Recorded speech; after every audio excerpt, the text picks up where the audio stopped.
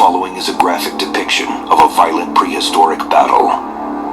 Viewer discretion is advised.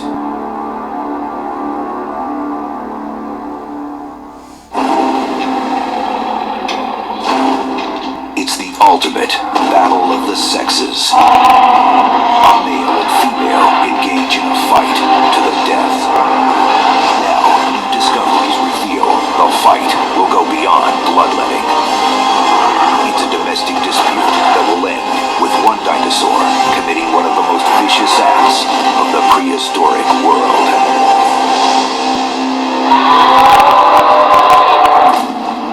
They're the Earth's first fighters, the ultimate predators. New discoveries in forensic science bring to life the prehistoric art of war. This is Jurassic Fight Club.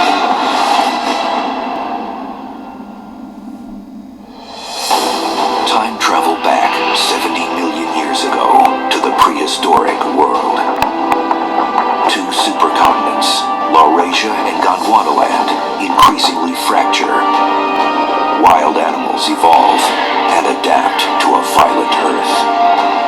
On Gondwanaland, volcanic activity transforms the chaotic terrain.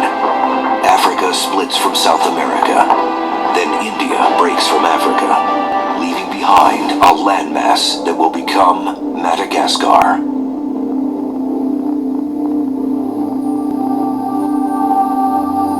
On this lush green island, seasonal rains, as well as extreme droughts and dramatic temperature changes, have pitted dinosaur against dinosaur.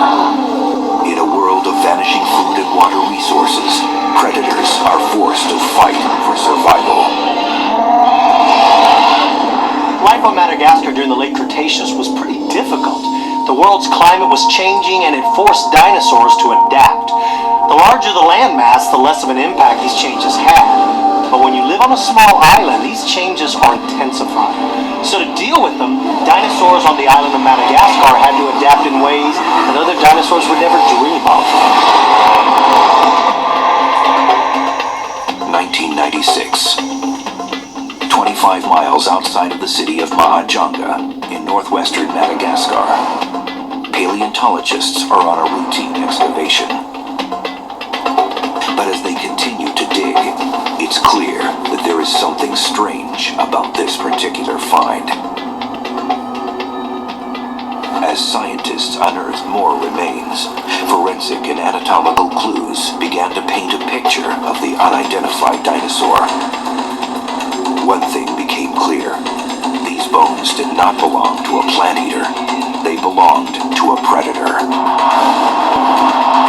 We can very often tell whether bones belong to herbivores or carnivores just by looking at them. In the big carnivorous dinosaurs, you have hollow bones. And hollow bones, of course, can support the animal as long as the bone around the outside is dense enough to support the weight of the animal.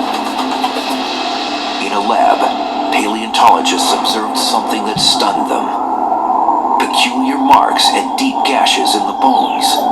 The gashes were spaced 10 to 17 millimeters apart.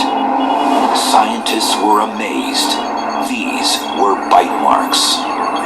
Could an epic fight have taken place here? Were paleontologists looking at a 70-million-year-old crime scene?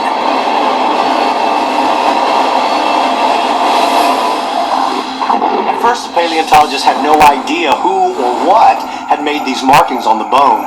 But using some of the same techniques that modern forensic scientists do today, they were able to solve the mystery of who it was that made these injuries over 70 million years ago. Scientists first needed to identify the dinosaur. They turned to fossil evidence found in the same area. Close by was a remarkably well-preserved skull of a large predatory dinosaur. This predatory monster was a meat-eating dinosaur called Majungatholus. It was the T-Rex of the East. This remarkable discovery gave paleontologists an opportunity to see inside the skull of this rare dinosaur. Dr. Lawrence Lawrence Whitmer of Ohio University is head of one of the most advanced dinosaur research laboratories in the world. Through today's technological advances, he is able to dig deeper into the stories of the bones and the brain cavity than ever before. CT scanning has opened a new door into dinosaur behavior and the mystery of what happened here. CT scanning is a medical technology that allows us to look inside an object. But we can use that same technology on dinosaurs, to look inside their skulls, to see through the rock, to see how these animals are built. We can look at the bony brain cavity in CT scan, and from that, extract what the form of the brain was like, as well as all of the tissues that are surrounding that. CT scanning of the skull of Majungatholus gave Whitmer and his team clues into every aspect of this predator. Its senses of vision, hearing, balance, and agility. By comparing the size and shape of the brain and inner ear canals to those of modern birds and reptiles, scientists now have unprecedented insight into the behavior of Majungatholus, how it lived, and how it could have fought. At first glance, the skull revealed some unusual details. The exterior was covered in a thick, rough texture, ending in a 3-inch thick horn that jutted from the top of the skull. What makes this male Majungatholus look so odd are the bumps and strange horns and spikes that stuck out all over its skull. These are actually designed to show rivals that this male is a mature adult. They're also designed to attract a mate. These odd horns and spikes were probably brightly colored. These are makeup. It's a signal that screams to the ladies, check me out. One of the interesting things about the horn of Majungatholus is that it is very rough and the bone is very sort of cauliflower-like and bumpy. And in fact, that bumpiness actually pertains to most of the skull. The texture was a valuable clue. The male's head was not merely a hood ornament. It was a weapon that could be wielded against both rival and prey. A true battering ram. One of the things that we think is going on with the bumpy skin of Majungatholus is that it relates to combat. They're potentially actually interacting in a very direct physical way, head-to-head or head-to-flank kind of combat. It's a very unusual kind of thing, the kinds of structures that we don't really see in animals like ceratosaurs, where the horns we see are almost delicate kind of structure. So what we see with Majungatholus is a kind of structure that was built for combat. When you look at the design of the skull of Majungatholus, you can compare that to modern-day bighorn sheep. It's very heavily built and perfectly designed to take a heavy beating. Majungatholus thrived and fought to the death more than 70 million years ago. Fossil evidence proved that the island of Madagascar teemed with a variety of plants and animals. But in the island paradise, Majungatholus was at the top of the food chain, the ultimate predator. Every environment has an apex predator. That is the ultimate predator, the top of the food chain. On North America, Tyrannosaurus rex was that apex predator. But on the island of Madagascar, it was Majungatholus. Majungatholus was the top predator in its community. In general, it would have spent its day stalking around for prey, killing something, and when it killed it, ate it, and rested for a while. As more bones emerged from the possible crime scene, scientists began to get a clearer picture of the true size of this island terror. He was a two-legged predator, standing 9 feet tall, 28 feet long, and weighing 1 ton. The mass of a baby elephant. Along with its size and a reinforced head-butting skull, one weapon stood out that made Majungatholus even more dangerous. A mouthful of serrated, meat-slicing teeth. A closer inspection of the jaws would reveal that, like a shark, Majungatholus had rows of teeth that worked like a conveyor to continuously replace worn teeth. the Majungatholus were pretty incredible. They were replaced throughout its entire life. When a tooth got dull, it would fall out and be replaced by a brand new tooth. They were also serrated on both the front and back edges, making them perfect for slicing meat. But Majungatholus still had one additional weapon that was capable of delivering a lethal blow. Its massive tail. With reinforced bones and powerful muscles, the dinosaur could wield its tail like an oversized baseball bat. Although Majungatholus was a force to reckon with, it was not without its shortcomings. Even the king of the jungle had his weaknesses. The first was its unusually small arms. Majungatholus's arm is incredibly short. It's got an upper arm bone, but its forearm has shrunken, so it's basically a wrist. From the elbow to the hand is probably less than a foot. It definitely does not have any functional grasping ability. It doesn't have any slashing ability. It's basically a vestigial arm. Its second drawback was its legs, which were relatively short compared to its overall body size. The length of dinosaur legs certainly had an effect on how fast they were. Animals with longer legs were presumably faster than animals with shorter legs. What we see in Majungatholus is an animal that's not built for speed. This is an animal that was pretty fast, but still not the kind of swift-footed runner that we see in other kinds of dinosaurs.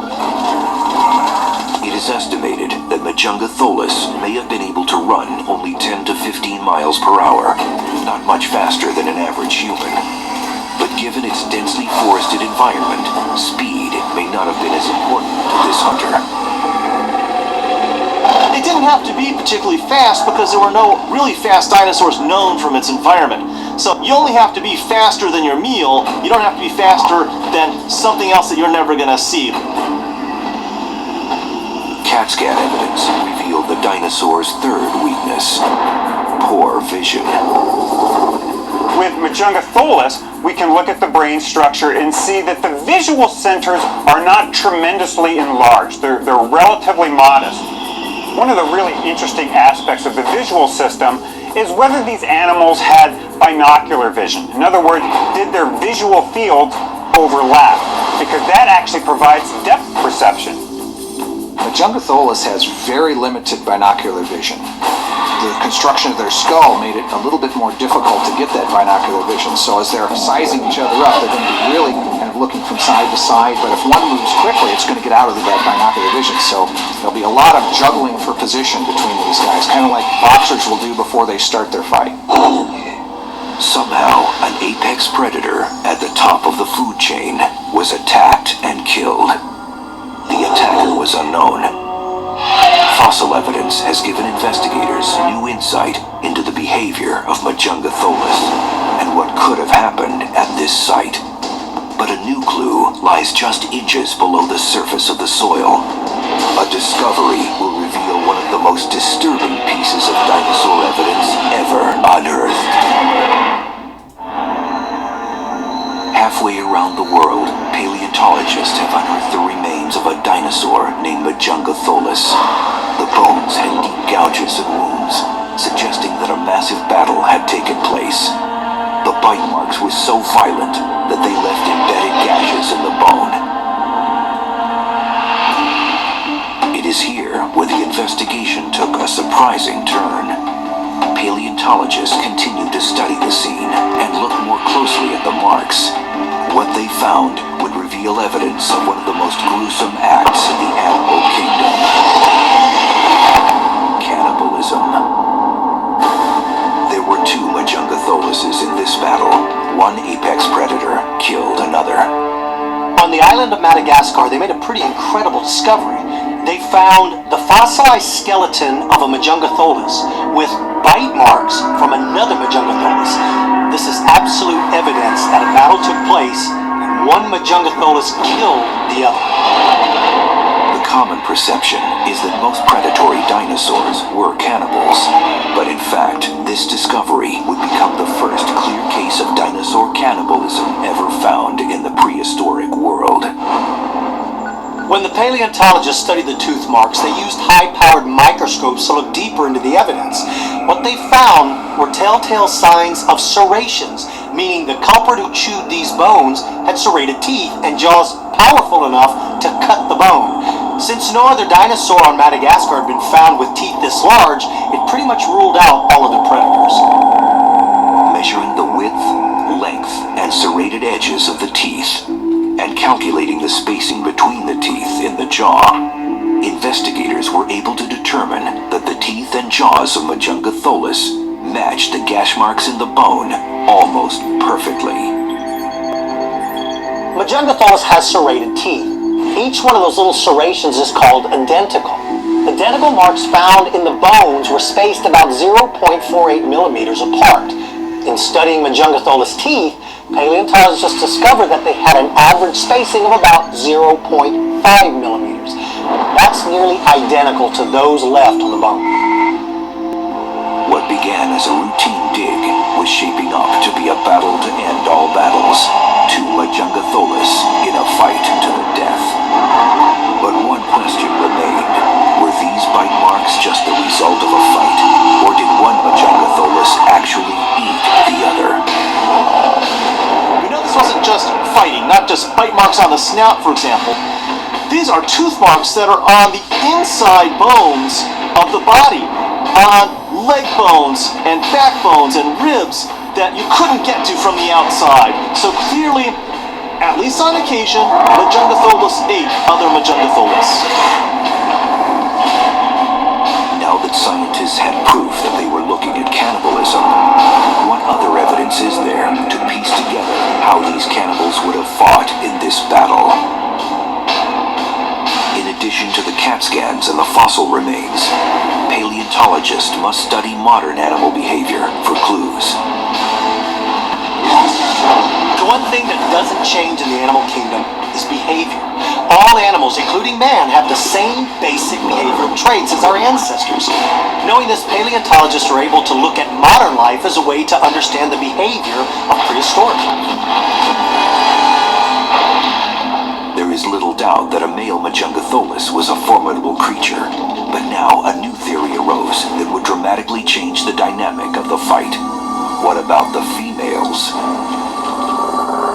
While studying the fossil site, investigators had to ask the question, could one of the dinosaurs in this battle be female?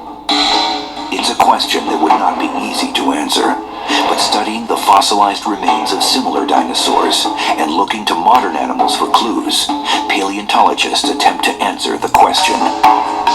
The first step was to find out how female dinosaurs sized up compared to males. Majungatholus, like most theropods, most meat-eating dinosaurs, there was probably a sexual size difference between the males and the females. In Tyrannosaurus rex, we know that the biggest and baddest ones were females, but we don't know yet, because we don't have enough specimens, how Majungatholus fit into that scheme. Although there may have been a difference in size, their basic skeletal design would have remained the same. The female would have had the same short arms and legs, sharp teeth, and powerful tail. But what about their general appearance? Would the male and female look alike?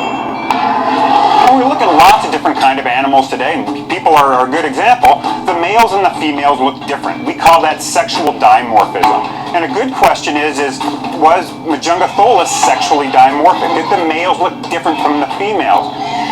Once we look at theropod dinosaurs, virtually any species where we have multiple specimens, we do see that there tends to be two morphs or two types once you get to the adult stage. One may be heavier than the other, for example. The other may be more lightly built, more gracile, or it may be that they have a difference in the crest on top of the head, or the bump on the top of the head in the case of Majungatholus. Unfortunately for Majungatholus and most theropod dinosaurs, we don't have a lot of specimens to work with. But there's a clue. Remarkably, over the past 2 decades, numerous fossil discoveries, including feathered dinosaurs, have proven a relationship between birds and predatory dinosaurs. From this fossil evidence, paleontologists believe that, like in male birds, the male Majungatholus would have been more brightly colored and adorned than the female. In order to understand things like color and behavior of prehistoric life, we have to look to modern life to give us those clues. Well, Majungatholus and birds are related. We know that. The evidence is very clear. And birds, the males, have a much brighter color pattern. Male birds also have strange ornamentation on their skull. Look at a guinea fowl or look at a turkey. You'll find that the female skulls are relatively plain and the male skulls are very bright and have a lot of these fleshy appendages that make them attractive. One thing that we can sort of suggest is that animals that clearly had visual display organs, things on their body, is that they probably used them. It's very reasonable to suggest that these different kinds of structures that we see on the skull of Majungatholus or even other kinds of predatory dinosaurs are in fact the kinds of features that would be used in courtship displays among these different kinds of animals. Along with skin color, ornamentation of their skulls, and their body sizes, there was another clear difference between the sexes. She was a warrior. The female was much more aggressive when defending her young. It's a vital piece of information. Paleontologists believe that this actually helped hone her fighting skills. A full-grown Majungatholus is pretty much able to take care of itself. But babies are a different matter. There's a lot of animals that would love to be able to snuff you out when you're little so that you don't ever grow to full size. Females got to deal with not only things that want to harm her, but things that want to harm her young. And there's a lot more animals that are willing to step up against a baby than there are against an adult. So the female is forced to defend not only herself, but her baby from predators. And that's what gives her fight skills that a male will never have. As in any investigation, the environment plays a crucial role in piecing together any mystery. The prehistoric world is no exception. Like a modern-day battlefield, scientists must study the climate and terrain in which they would have fought. We know that the land 70 million years ago varied from densely forested to jungle-like to swampy. Based on the variety of plants, Madagascar would have seen seasonal changes and times of severe drought. Evergreen and conifer trees, reaching 100 feet high, covered much of the landscape.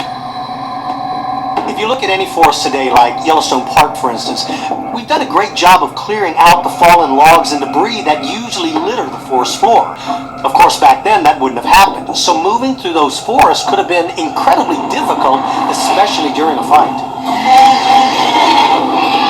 As it turns out, the terrain would play a vital part in this investigation. Paleontologists now know that the bones were moved. And not only that, they were moved very soon after the dinosaur died. This tells us one thing: flash flood. Looking at the geology of the dig site, paleontologists could see that the bones had been washed into their final resting place. This location was not where the battle had taken place. It's simply where the remains of the eaten dinosaur ended up. The evidence suggests that floodwaters carried them there. In late 2007, experts first began to reconstruct a plausible ramp-up to this battle from 70 million years ago.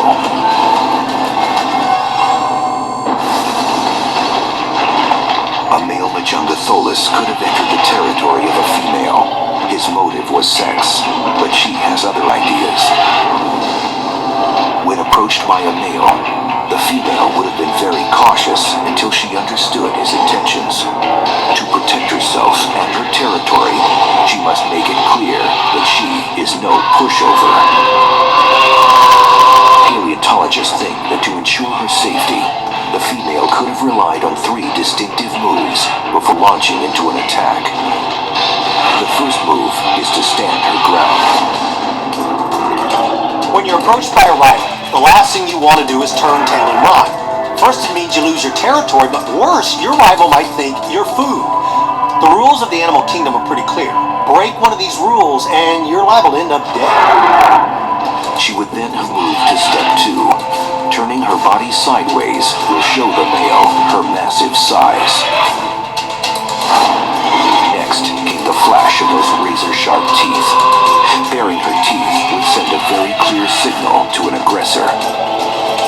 Once the female would have made her rival aware of her disposition, it is up to him to convince her that he is here to mate, not kill. Mating can be a pretty dangerous thing if the object of your desire has 3-inch-long serrated teeth and a bad attitude. The first thing she's going to suspect is that you're there to challenge her for her territory. The male had better do everything possible to show this female that he is not a threat. To demonstrate his intentions and change her mood, the male would have begun to perform a courtship dance. CAT scan evidence shows that the brain of Majungatholus was incredibly small and therefore primitive, leading paleontologists to speculate that this dance would have been very simple. Certainly given the brain size of something like Majungatholus, which has a relatively primitive brain, we would expect them to have the kinds of primitive, very ritualized courtship rituals that we see in lizards and crocodiles today. Very stereotyped, rigid kinds of courtship behaviors. Although the male tries his best, the female is not receptive. He has no idea that he's dancing with the devil. Ripped from the continent of Gondwanaland by the violent upheavals of the Earth's tectonic plates, the island of Madagascar is born. Surrounded by sea, the island quickly becomes a lush green Garden of Eden. But evolution has a way of spoiling this pristine environment. A terrifying inhabitant emerged, Majungatholus. In these steamy jungles, a colossal battle of the sexes took place. Was this just a lover's spat, or was there more to this story? To help piece together a viable scenario, paleontologists would size up the competitors. The skeletal design of Majungatholus shows that these were very powerful animals. But was there a difference in size and strength between male and female? We do see some differences between the different specimens that we find of Majungatholus. It's hard for us to know whether those are just differences between different individuals or differences that we can associate to differences in sex.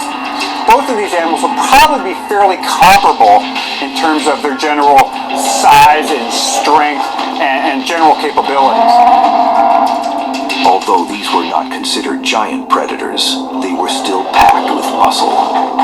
What effect would this have on their speed and agility? Majungatholus is not necessarily a fast and agile animal. It doesn't have to be. It lived on an island, and the prey animals that lived with it were relatively slow, but I think the female would have been a little bit faster and more agile than the male. You know that in this particular group of dinosaurs, when you look at the attachments of the muscles in the legs, that there's some slight differences between the males and the females. The fact that there's a stronger shelf in what we think are the males seems to suggest stronger muscle attachments, and that means that they may have had more powerful muscles in the legs, which may mean that on one hand they were stronger, but maybe on the other hand they were not as fast. In addition to their formidable build, the male and female hold a jaw full of serrated teeth and a domed head used as a battering ram. They used both when they went head-to-head on the battlefield. Although the male and female may look different, they have basically the same weaponry. They both have that big knob on top of their head, which would be used as a ramming device, but their teeth are their number one weapon. They have the same weapons, basically the same weapons. There's no more teeth, no fewer teeth, there's no difference in design of teeth. It's only in what's going on in their brain and what's going on in their automatic responses to things that are built up over lifetime experiences. When it comes to attacking an adversary, the sexes are quite different. The male acquired hunting skills necessary to capture prey or a suitable mate. However, like modern birds and reptiles, the mother racked up more hours on the front lines as a defensive fighter, protecting her offspring. male Majungatholus may have the skills for the ritual combat to fight over access to females or territory. The females might have one situation where they have an advantage. It's going to know how to defend its young, and it's going to fight pretty savagely. Now, if the female were actually defending its young, then that in a sense changes the equation, and consequently the intensity of battle might be different. Because at that point, the intensity wouldn't be just about a meal or about territory, it would be about her heritage, her genes, and her future. The female is going to want to save her life. If she has offspring nearby, she may fight to the death. If the young is not there, she's going to leave because she needs to protect her ability to reproduce. I think that if you throw a young Majungatholus, which the female is going to try to protect, into the mix, you kind of change things around a little bit. And she's maybe not going to leave before the fight is done. She's not going to abandon the fight if she feels that her offspring is going to be in danger, and she'll fight for that offspring. Life on Madagascar was a difficult struggle for an adult Majungatholus, but survival for a juvenile was nearly impossible without the protection of an adult. Being confined on the island of Madagascar in the late Cretaceous was pretty tough because what it did is it took all of the dinosaurs and forced them into a very small area. So unlike animals on the mainland where the female could leave the juveniles unattended while she hunted, on Madagascar, because all these animals were confined in such a small space, it was much more likely that somebody would happen across these babies. And when you're an unprotected baby, there's a tremendous amount of danger. In the dark, dense forests of Madagascar, danger came in many forms. But one in particular, isolationism, had an effect that would turn this island paradise into a prison where only one sentence was carried out: death. On an island where you're separated from others, it means the chances of meeting a mate from the opposite sex are reduced. And more importantly, it means that those that you meet, you could very well be very closely related to. So the number one problem is inbreeding. And with inbreeding comes a couple of very nasty side effects, like you have less of a tolerance for disease, your bone structure can be weaker, you're a lot more susceptible to early death. But the number one problem with inbreeding is that the possibility of creating mutations exists. Majungatholus may have had that ugly face because it was the end result of inbreeding. Relying on evidence collected from the dig sites and knowledge of modern animal behavior, experts can recreate a plausible scenario where a female competes with a male in a final fight to the death.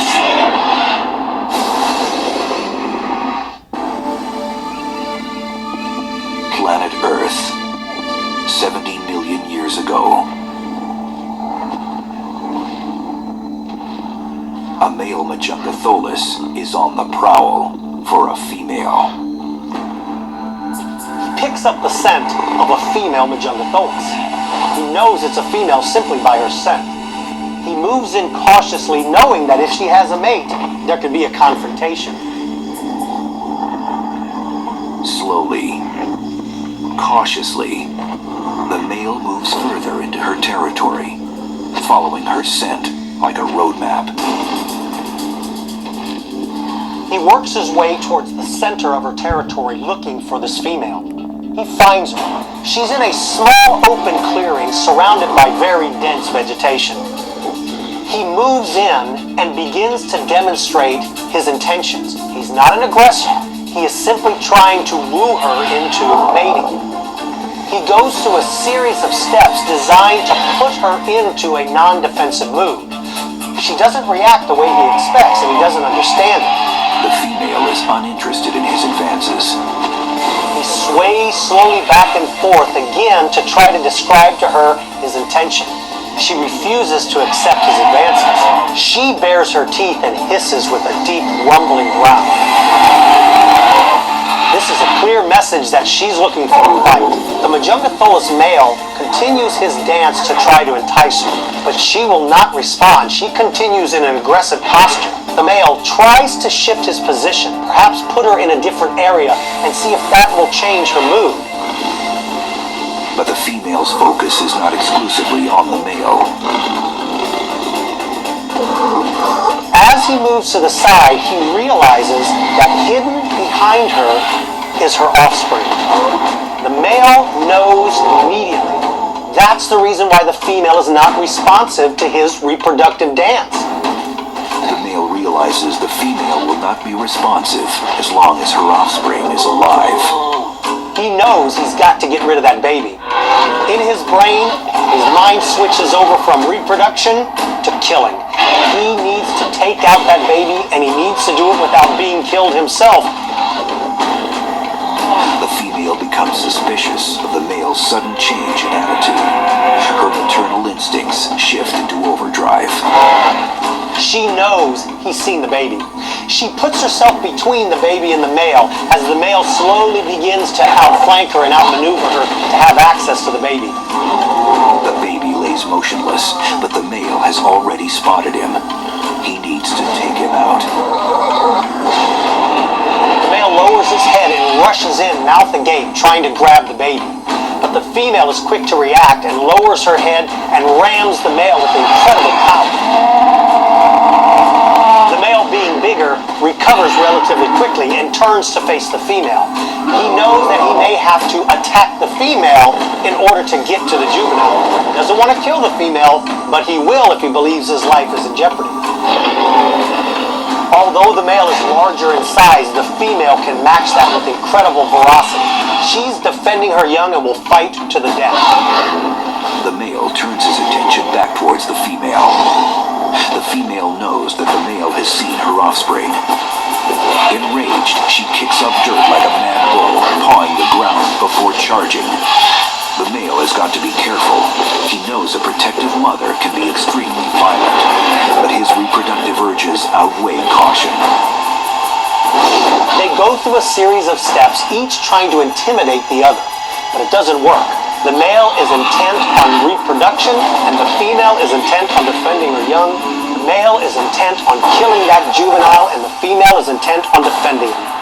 The male again moves in for the kill, but the female shifts sideways and swats him with her powerful tail. The male absorbs the blow and regains his footing.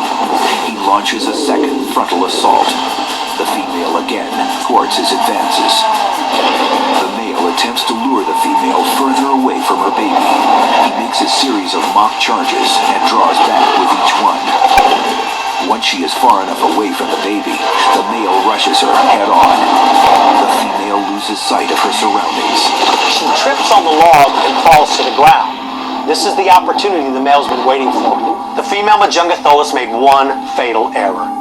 She was so focused on defending her baby, she lost track of her environment. When you place a big foot like Majungatholus has on the ground, you better be assured of your footing, and she wasn't. And that's what tripped her up and gave the male his opportunity. The male advances towards the defenseless baby. With the female now out of the picture, he seizes his best chance to go for the kill. With his razor-sharp teeth, he grabs the unguarded baby. Although the male has made the first kill, this battle is just beginning.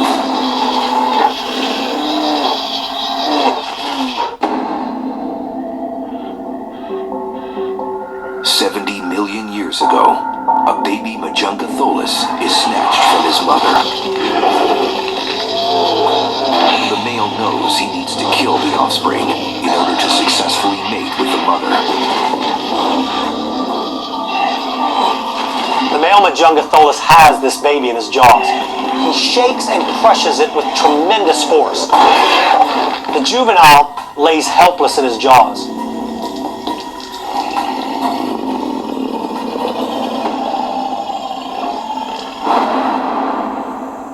For a brief moment, the jungle is silent.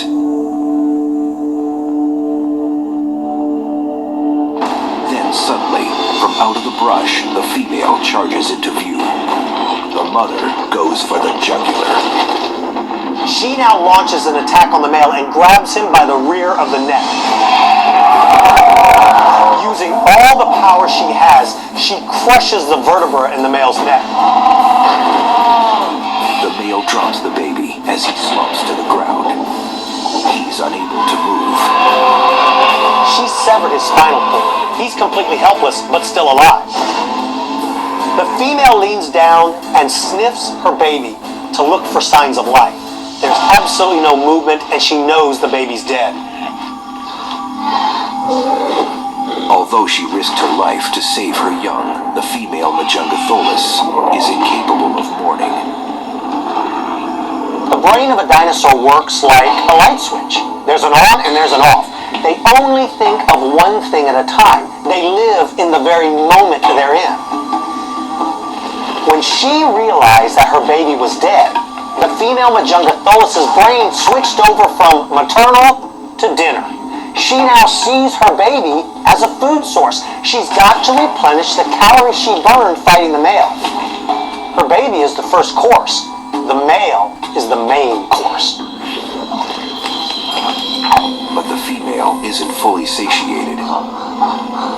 She now turns her attention to her second victim. He's still alive, but he can't move. He makes a perfect target, and he's gonna get eaten alive. She leans over, rips open his stomach, and continues her feeding frenzy.